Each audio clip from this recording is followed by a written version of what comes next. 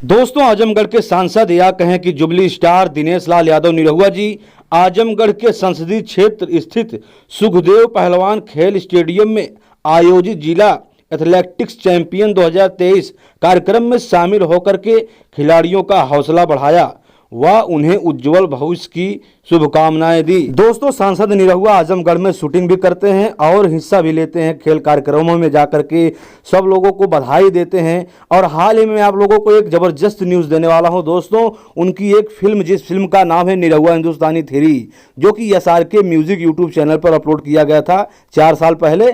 और वो फिल्म जो है कि 150 मिलियन क्रॉस कर गया है। 150 मिलियन माने तो 14 करोड़ व्यू प्लस हो चुका है। दोस्तों, अगर आप लोग भी देखना चाहते हैं तो SRK म्यूजिक यूट्यूब चैनल पर जाकर के उस फिल्म को देख सकते हैं। दिनेश लाल यादव निरहुआ जी के साथ में आम्रपाली दुबे जी हैं। निरहुआ हिंदुस्तानी 3 फिल्म का नाम है। तो दोस्तों, देर ना करते हुए आप लोग अभी इसी वक्त जाइए। अगर हमारी जानकारी और हमारा वीडियो आप लोगों को अच्छा लगा हो तो नीचे सब्सक्राइब वाले बटन को दबा करके हमारे चैनल को आप लोग सब्सक्राइब कर सकते हैं। दोस्तों, मिलते हैं फिर एक नई वीडियो के साथ, नई जानकारी के साथ।